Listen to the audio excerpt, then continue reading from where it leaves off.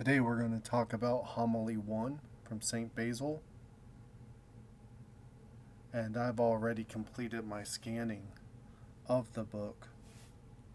And Homily 1 is about the creation of heaven and earth.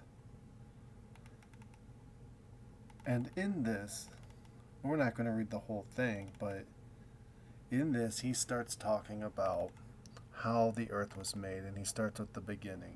He starts with the words of Moses, takes a couple prophets, and goes into metaphysics and really breaks down the nature of God about as much as you can.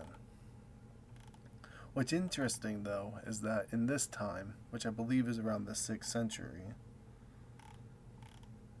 they were debating on the shape and material of the earth. And down here, there was is the crux of his homily. So first he goes into explaining how it says it in the Bible, explaining what everything is, laying it all out, and it's really good. And then, this is where he gets to his part. He says, "Therefore, I urge you to abandon these questions and do not inquire upon what foundation it stands," it referring to earth. "If you do that, your mind will become dizzy with the reasoning going on to no definite end. If you say that the air is spread under the surface of the earth, you'll be at a loss as to how its soft and porous nature, pressed down under such a weight, endures and does not slip through in all directions in order to escape from under the sinking weight and flow continuously over which it compresses.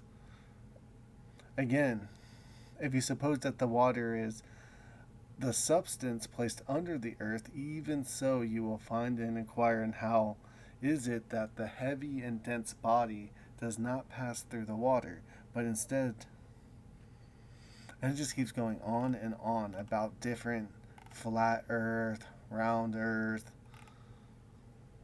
crater earth. And the ultimate idea of this homily is that we need to put our mind to God, that it really isn't profitable for us to be debating this. Although, at the very end of it's really cool. He does say that there is a time and place for this type of debate, and he outlines it at the end here. But at the end of it, he also mentions the elements and they're mingling together. This is it.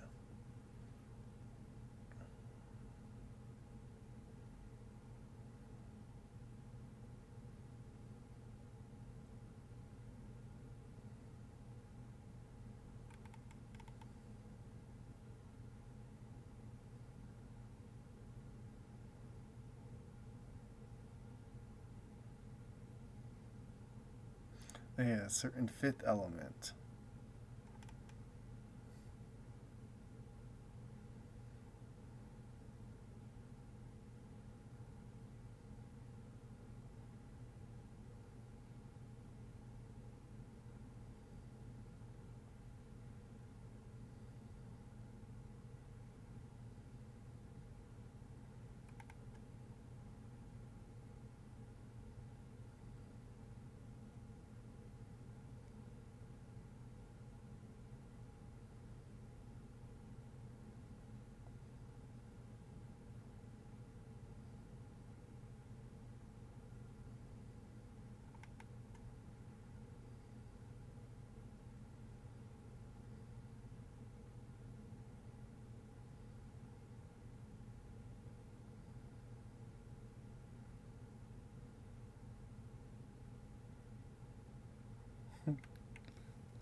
This is so good.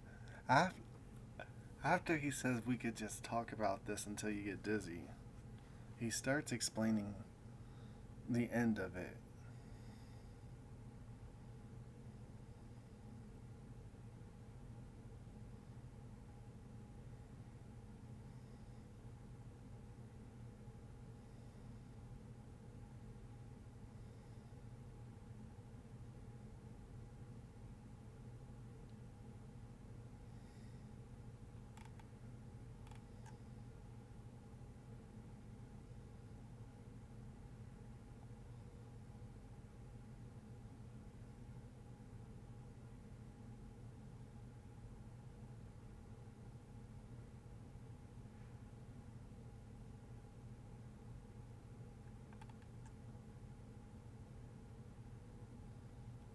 Yeah, and this is how he wraps it up. So he lays out these theories and then concludes again, which is becoming a motif of this homily anyways. If we undertake now to talk about these theories, we shall fall into the same idle chatter as they. But let us allow them to refute each other, and let us stop talking about the substance, since we have been persuaded by Moses that God created the heavens and the earth. Let us glorify the master craftsman for all that has been done wisely and skillfully, and from the beauty of the visible things let us form an idea of him, who is more than beautiful, and from the greatness of these oh, I know that word, but I don't know how to pronounce that word. So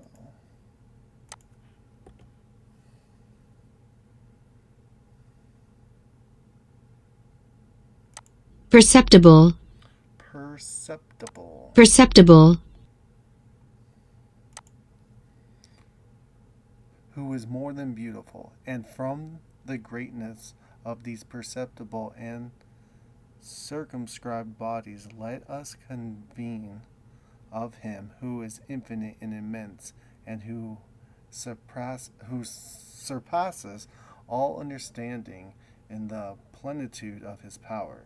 For even if we are ignorant of the things made, yet at least that which is in general comes under our observation is so wonderful that even the most acute mind is shown to be at a loss as to regards the least of the things in the world, either in the ability to explain it or the worthily. We'll get this pronunciation too.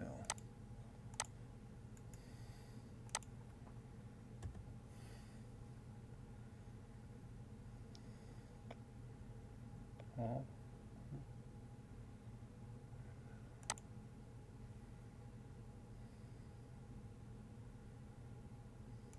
worthily, worthily, Worthily. Worthily. worthily, worthily, worthily, or to render due praise to the Creator, to whom all glory, honor, and power forever. So again, after laying out all the thoughts of the day about mass, matter, the creation of the heavenly bodies, and the size and shape of the earth we're on, he concludes that these topics are idle in nature, and it's enough for we of the church to allow the scientist to argue until they reach an end to it, and it's enough for us to just trust that God made this for us according to Moses, and to put it out of our minds lest we become too dizzy. In nomine Patri et Filio et Spiritus Sanctus.